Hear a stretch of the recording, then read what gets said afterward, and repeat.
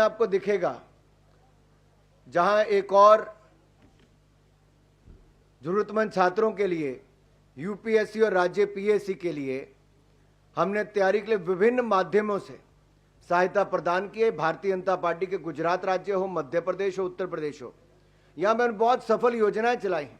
और साथ लगते अगर आप हरियाणा में भी देखेंगे, हमारे राज्य की जो एचपीएससी है या फिर यूपीएससी की परीक्षाओं की तैयारी करने वालों के लिए हमने एक मुश्त वित्तीय सहायता प्रदान की है। और जो आने जाने में किराया लगता है, लागत आती है, उसकी प्रतिपूर्ति भी हमने की है। लेकिन दूसरी ओर दिल्ली में आम आदमी पार्टी की ये आपदा वाली सरकार ने घोर लापरवाही की।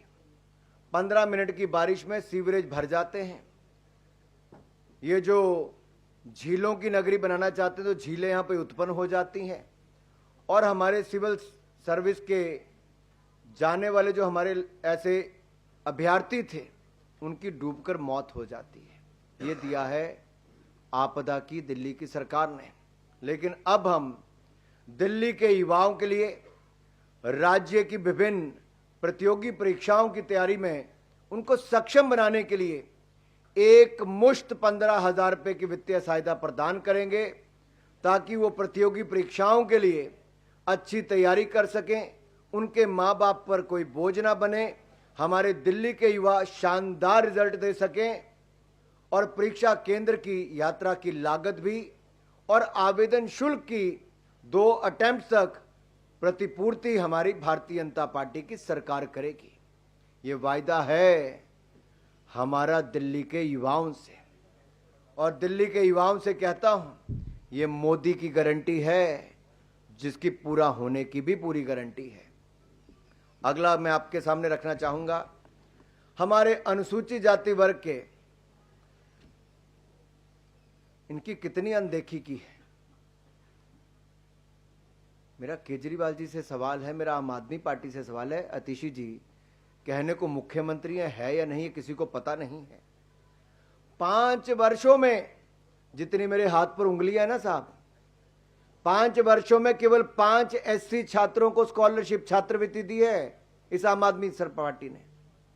आपदा सरकार ने 5 सालों में केवल 5 एससी छात्रों को छात्रवृत्ति प्रदान की है, केवल 5। इन्होंने तो कहा था एससी समाज से हम उप मुख्यमंत्री बनाएंगे। बनाया क्या?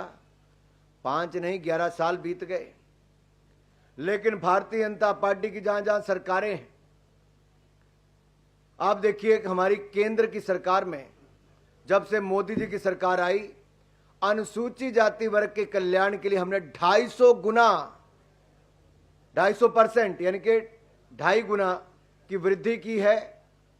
और एससी एसटी ओबीसी के उद्यमियों के लिए पीएम मुद्रा योजना हो, इसमें 40 करोड़ के ऋण के प्रदान किए।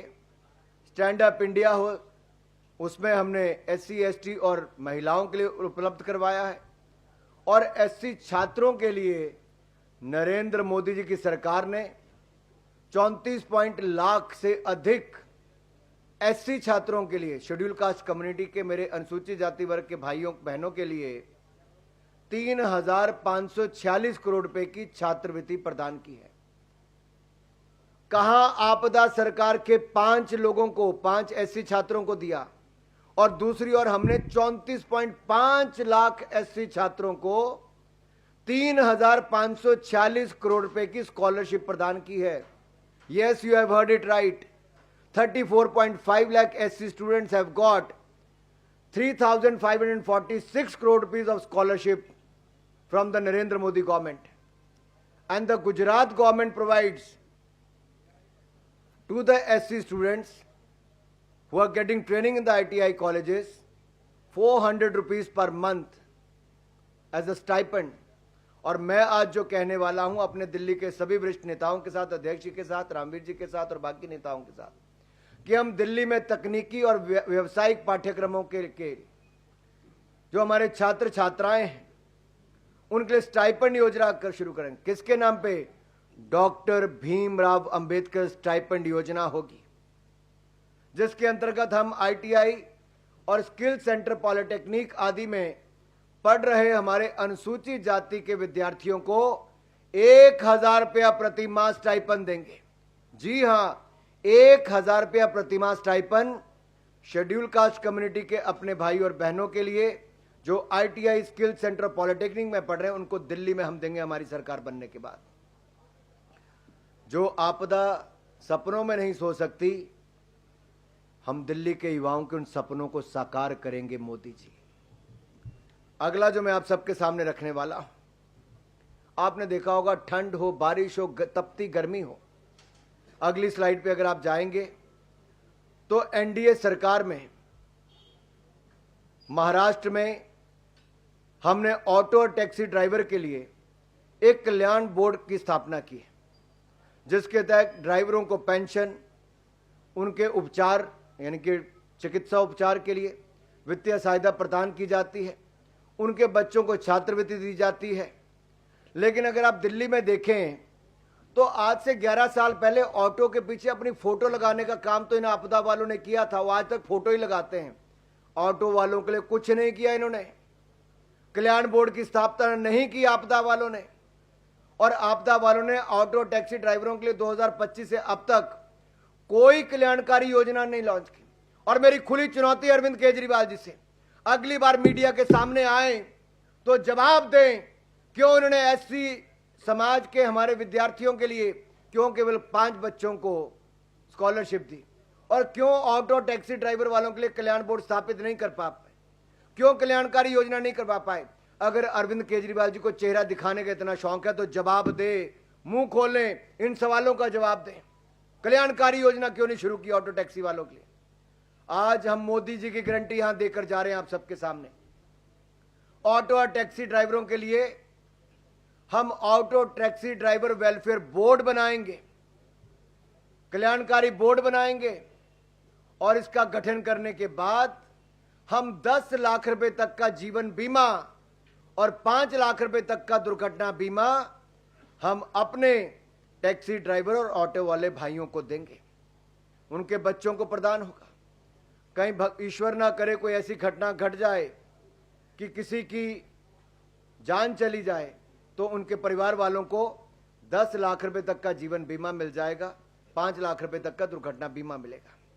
और आपने देखा है प्रधानमंत्री मोदी जी ने सुरक्षा बीमा योजना और जीवन ज्योति बीमा योजना, PM सुरक्षा बीमा योजना, PM जीवन ज्योति बीमा योजना, ये देश भर के करोड़ों लोगों को दी है। अब दिल्ली वालों को भी इसका लाभ मिलेगा। उच्च शिक्षा प्राप्त करने वाले टैक्सी ड्राइवर और ऑटो वालों के ऐसे बच्चों को स्कॉलरशिप भी दिल्ली की भारतीय जनता पार्टी की सरकार देगी। और रियायती, क्योंकि आपको देखिए ऑटो का हो टैक्सी का हो, आपको इसकी इंश्योरेंस करवानी पड़ती है, और इंश्योरेंस का जो बीमा है या प्रीमियम है वो हम उस पर भी रियायत देंगे, यानी कि आपकी जेब पर उसका भी बोझ नहीं पड़ेगा। अगला अगर आप देखिए, जो मैं आपको अगली स्लाइड पे लेके जाने वाला हूं, पंडित दीनदयाल उपाध्याय जी का ये पार्टी है हमारी भारतीय जनता पार्टी, उनकी सोच से आगे बढ़ती है।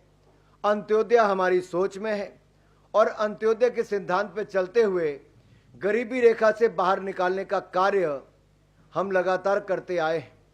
प्रधानमंत्री मोदी जी के नेतृत्व में जहां एक और भारत दुनिया के 10वें नंबर से आज दुनिया की 5वीं बड़ी अर्थव्यवस्था बन गया, अगले 3 सालों में हम दुनिया की 3री बड़ी अर्थव्यवस्था बन जाएंगे। वहीं पर 25 करोड़ गरीबों को गरीबी रेखा से बाहर निकालने का काम भी हमने किया है।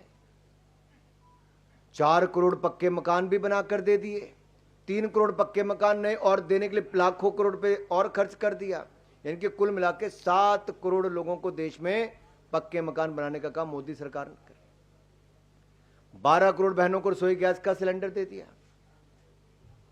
13 करोड़ शौचालय बना दिए, 60 करोड़ लोगों को आयुष्मान भारत योजना मुफ्त में दे दी, 80 करोड़ लोगों को मुफ्त में अनाज देते हैं, हर घर को नल से जल देने का हमने काम भी कर दिया।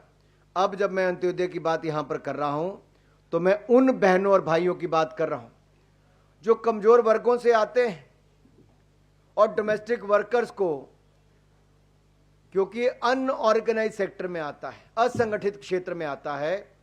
इनको मान्यता देने का काम भारतीय जनता पार्टी की सरकारों ने किया है और दिल्ली की भाजपा सरकार ऐसी होगी जो डोमेस्टिक वर्कर्स को मान्यता देगी।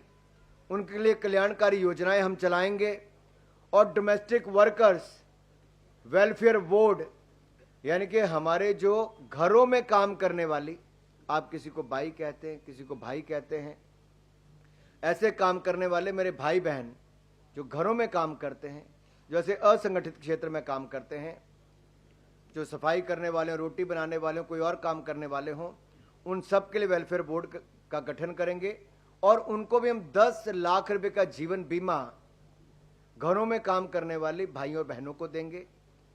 5 लाख रुपए तक का हम उनको दुर्घटना बीमा देंगे और उनके बच्चों को उच्च शिक्षा प्राप्त करने के लिए स्कॉलरशिप, छात्रवृत्ति भी भारतीय जनता पार्टी देगी। मातृत्व लाभ के लिए, जहां आपने सुना ही होगा, हमने पहले भी, दुनिया का कोई देश ऐसा नहीं, मोदी सरकार ने तो 12 हफ्तों से बढ़ाकर 26 हफ्ते कर ही दिए थे। यहां 6 महीने की पेड मैटरनिटी लीव, 6 महीने की पेड मैटरनिटी लीव, ये भी हमारी पार्टी यहां पर करने देने वाली। लेकिन मेरा सवाल भाई एक और है इन आपदा वालों से, क्या आपदा सरकार ने डोमेस्टिक वर्कर्स को मान्यता देने और उन्हें सामाजिक लाभ प्रदान करने में कोई काम किया? कुछ नहीं किया, विफल हो रही। अगला बात एक आपसे और करने वाला हूं। आप दिल्ली में कहीं जाते होंगे, आपको रेडी फड़ी वाले दिखते होंगे, पटरी वाले पे काम करने वाले दिखते होंगे, स्ट्रीट वेंडर्स दिखते होंगे। आप याद करिए कोविड के टाइम पे दुकानदारों को, फैक्ट्री वालों को, उद्योग वालों को, उद्यमियों को, जहां एक और मोदी सरकार ने 4 लाख करोड़ रुपया खर्च करके हमने पैसा दिया था, 20% एडिशनल वर्किंग कैपिटल दी थी, उनके उद्योग बंद नहीं होने दिए, उनको 6 महीने का मॉरिटोरियम पीरियड दिया।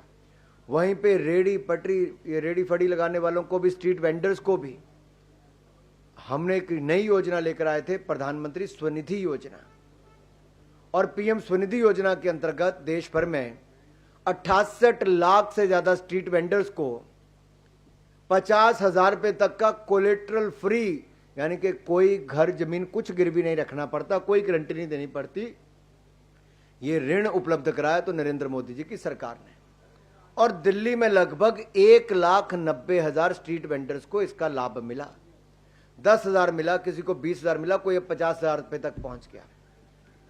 और अब जब हमारी सरकार बनेगी तो पीएम स्वनिधि योजना के लाभार्थियों की संख्या 1,90,000 नहीं, सुन लो मेरे रेडी वाले, पटरी वाले, फड़ी वाले भाई और बहनों, स्ट्रीट वेंडर्स, अब आप 1,90,000 स्ट्रीट वेंडर्स को नहीं, अब लगभग दुगनी, यानी कि लगभग 4 लाख स्ट्रीट वेंडर्स को यह लाभ मिल जाएगा। लेकिन आपदा के राज पर तो स्ट्रीट वेंडर्स पर हमले होते हैं। केजरीवाल जी की जो गुर्गा गैंग है, या आप कुछ कह लीजिए, उनकी कौन सी टीम चलती है इनकी, क्या कहा था आपने? Sleeper cell. इनके कई स्लीपर सेल हैं भाई। एक स्लीपर सेल इनका स्ट्रीट वेंडर्स को वो हमले भी करवाते हैं, ऐसा भी करते हैं, उग्राही करते हैं, वहां पे स्ट्रीट वेंडर्स को बेदखल करते हैं। वो कहते हैं कि आप तो दिल्ली वाले हो नहीं, जहां से आए हो पूर्वांचल के, भाग जाओ यहां से।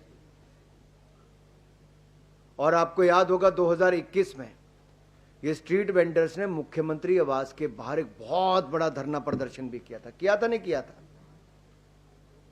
अब आपको धरना प्रदर्शन करने की जरूरत नहीं मेरे रेडी पटरी फड़ी लगाने वाले भाई और बहनों। अब तो आपको सुविधा देने के लिए भारतीय जनता पार्टी की सरकार आने वाली है। नरेंद्र मोदी जी की गारंटी हम लागू करके दिखाएंगे, लाभार्थियों की संख्या को दुगनी करके दिखाएंगे। साथियों, हमने जहां एक और रीस्किल अपस्किल, जो मैंने आपको पहले कहा, ये बहुत आवश्यक, इसलिए आज दुनिया बड़ी तेजी के साथ बदल रही है। हमने 1.4 करोड़ लोगों को स्किल किया है।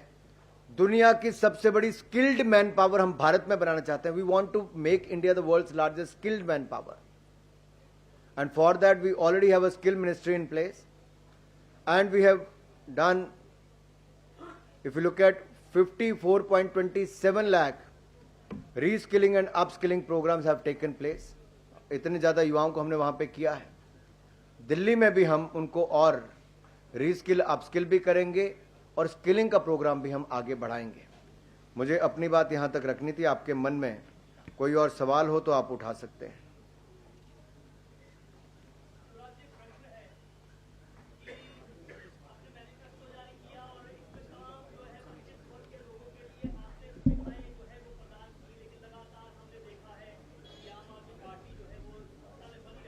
तो देखिए